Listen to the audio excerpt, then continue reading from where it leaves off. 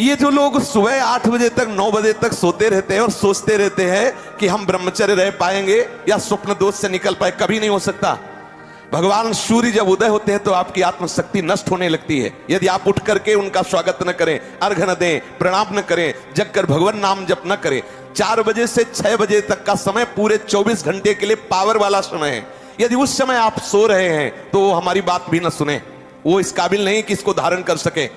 जो सुबह 4 बजे से 6 बजे तक सोएगा वो ब्रह्मचारी रह ही नहीं सकता पक्का।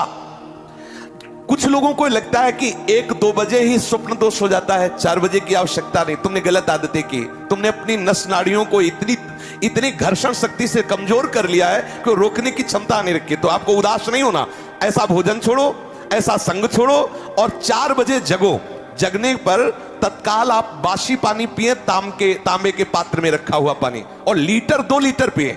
ऐसा ना करें कि आप 1 गिलास में छोटा कस की पीजिए। अगर उल्टी हो जाती तो और अच्छा है, आप पी के तो देखिए। वज्रासन में बैठकर जल पीजिए, फिर थोड़ा टहलिए, सोच जाइए। आप गृहस्थ हो, विरक्त हो, कोई भी हो, अगर आप शुद्ध ब्रह्मचर्य रहना चाहते, स्वप्न दोष से निपटना चाहते, तत्काल व्यायाम कीजिए। 30 मिनट कम से कम। दंड है, बैठक है, और भी आसन है योगियों ने बताए हैं। और फिर 20 मिनट कम से कम प्राणायाम कीजिए, कपालभाति, अनुलोम विलोम आदि जो भी आप सीख पाए। और इसके बाद 30 मिनट तक कोई खान पान ना कीजिए। प्राणायाम व्यायाम के 30 मिनट तक ना आप चाय पीजिए ना पानी। चाय तो बड़े बूढ़ों की बात है, आपका शरीर रोगी हो तो आप चाय की जरूरत क्या है। ब्रह्मचारी अपने आप में इतना चाय होता है कि उसे जरूरत ही नहीं दूसरे किसी गर्म पदार्थ पाने की। तो सुबह 4 बजे उठ करके ऐसी दिनचर्या, प्राणायाम व्यायाम जरूर करें, जरूर। जितना भजन आवश्यक है उतना यह भी आवश्यक है। तो उसके ब्रह्मचर्य को संभलने में 6 महीने लगेंगे। अब ये सावधानी रखें कि जैसे आजकल बहुत बड़ा खतरनाक चल गया है स्मार्ट मोबाइल, इंटरनेट। उसमें क्या है कि बहुत से बच्चे विषय आकर्षण के कारण गंदी फिल्में, जिनमें हमारा शास्त्र आदेश करता है किसी भी पक्षी को भोग करते ना देखे। भागवत अन्य शास्त्र भी आदेश करते, कोई भी जीव यदि भोग कर रहा हो तो हम ना देखें। और हम मनुष्यों का भोग देखें उसमें, और हम सोचे कि हमारा आप कोई क्रिया ना करो, केवल गंदे वो भोग संबंधी चित्र देख लो, तो आपके मन में जो संस्कार बन रहे हैं, जो कामोत्तेजक भाव बन रहे हैं, वो आपको ब्रह्मचर्य नहीं रहने देंगे। सोते जागते उठते बैठते आपका वीर स्खलित हो जाएगा। इसलिए साधक बहुत शीघ्र ऐसे मोबाइल को त्याग दे। अगर ना त्याग पावे वो कामोत्तेजक चित्र देखने से, तो उस मोबाइल का साधारण 2000 वाला ले लो। अगर फोन का काम 2-4 महीने तो ऐसा करके देखो, फिर आपका मन संयम में हो जाए तो आप भले रख लेना।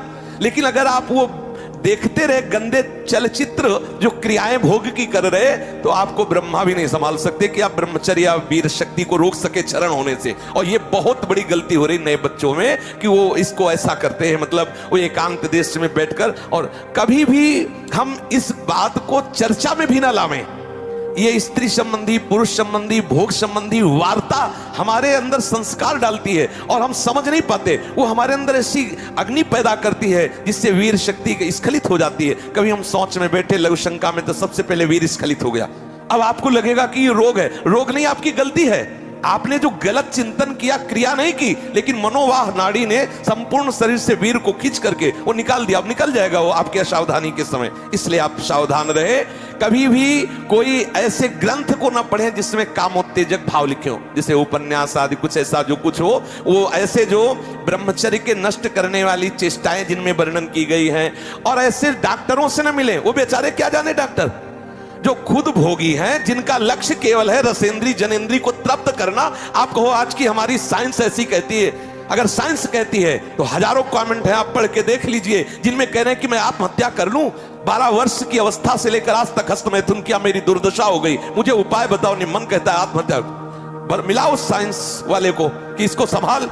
50 ऐसे हैं जो आत्महत्या के लिए तैयार है। आप नहीं समझ पा रहे हैं। साइंस की बुद्धि और महात्माओं की बुद्धि में अंतर है। महात्मा तुम्हें आध्यात्म शक्ति मानते हैं, आप साइंस के अनुसार चलोगे तो विनाशकारी बुद्धि बढ़ सकती है, लेकिन अध्यात्म बुद्धि नहीं, कल्याण करने वाली बुद्धि नहीं, मंगल विधान वाली बुद्धि नहीं बढ़ सकती। इसलिए सावधान रहिए। ये आपके जो ब्रह्मचर्य संबंधी है, इसको इस तरह से ना टाला जाए कि अरे भाई आप महात्मा ऐसे कहते हो, कुछ महात्मा भी ऐसे। हमें कुछ को नहीं देखना, मुझे सिर्फ अपने को देखना है। शास्त्रीय सिद्धांत महात्माओं के अनुभव के द्वारा आप अपने जीवन को आनंदमय बनाइए। हम आहार पर दृष्टि रखें। जैसे हम रात्रि के समय शयन करते हैं तो सावधानी रखें कि शयन के 1 घंटा पहले ही दूध ले लें गरम। अगर हम गरम दूध लेके सोएंगे तो निश्चित वीर्यपात हो जाएगा। जब हम जान लें कि हमें कब्ज हो रहा है तो हम सरल औषधि लें। ऐसे कोई चूर्ण न लें जो बहुत कड़े गरम हो, जो हमें ब्रह्मचर्यहीन कर दे, जैसे आंवला है और वो हर है, बहेड़ा है, त्रिफला का प्रयोग करें। वैसे प्रत्येक साधक को भोजन में 1 आंवले का प्रयोग कर लेना चाहिए, तो कब्ज भी दूर रहेगी और शीतलता भी रहेगी। और आंवला पवित्र भजन में भी सहयोगी होता है और भी स्वादिष्ट भी होता है। आप मीठा आंवला ले सकते हैं, आप खट्टा करके ले, वो आंवला खटाई में भी नहीं आता, खटाई भी है, वो आपके साधन में भी आएगा, कब्ज ना रहने पावे। अगर हमारे शरीर में पेट में कब्ज है तो कब्ज में आंतों में जो जमा हुआ मल है वो ऐसी उत्तेजना पैदा करेगा कि आपका वीर्य स्खलित हो जाएगा। इसलिए कब्ज भी ना होने पावे। साधक अगर इन नियमों का पालन करे, और भगवत स्मरण प्रधान है। ब्रह्मचर्य में सबसे प्रधान औषधि है स्मरण। आपकी जो स्मृति कामुक हो गई है उसको बदलिए। अगर आपका चिंतन नहीं बदला तो आप चाहे जितनी औषधियां खा ले, आप ब्रह्मचर्य को संभाल नहीं सकते। औषधि एक सपोर्ट है। यदि आप ब्रह्मचर्य को ठीक करना चाहते हैं, किसी आयुर्वेदिक वैद्य से कुछ दिन के लिए औषधि ले लीजिए, बकाया रोज औषधि नहीं लीजिए। आप रोज ऐसा करें, प्रातः काल उठ करके 1 तुलसी की पत्ती ले, जैसे आप नहा धो चुके 1 तुलसी दल लिया, ठाकुर जी के चरणों में चढ़ा दिया। और रात्रि के समय शाम टाइम 1 नीम की पत्ती ले, 1 पत्ती, और कुछ दिन उससे पाइए, अगर आपको पच जाए तो फिर 1-1 बढ़ा दीजिए, 10-10 पत्ती तक जाइए। किसी और औषधि की जरूरत नहीं।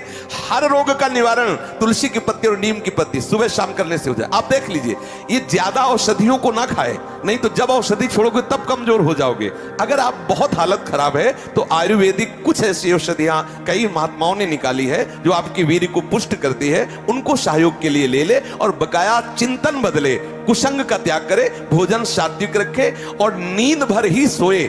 ज्यादा नहीं कि प्रमाद स्थिति में पड़े रहोगे तो फिर भी ब्रह्मचर्य हानि की संभावना है। नींद भर सोए, प्रातःकालीन वेला पर जग जाए, प्राणायाम व्यायाम करे तो निश्चित इस पर विजय प्राप्त। ऐसे ऐसे साधक हैं कि 10-10 वर्ष हो गए स्वप्न दोष नहीं हुआ, 10-10 वर्ष हो गए स्वप्न दोष ही नहीं हुआ। ऐसे भी उपासक है हमारे पास है, अपने पास है, 10 वर्ष हो गए स्वप्न दोष ही नहीं हुआ। तो क्या है, उन्होंने संयम किया, वीर जो है स्थगित हो गया, परिपक्व हो गया, धीरे धीरे ऊर्ध्वगामी होने लगता है। आप कभी घबराए नहीं साधक, सावधानी पूर्वक ये जो बातें बताई गई अपने जीवन में उतारे। चाहे गृहस्थ हो चाहे विरक्त, वीर ही अमृत है, वीर त्याग ही मृत्यु है, इतना समझ ले। श्री राधा वल्लभ लाल।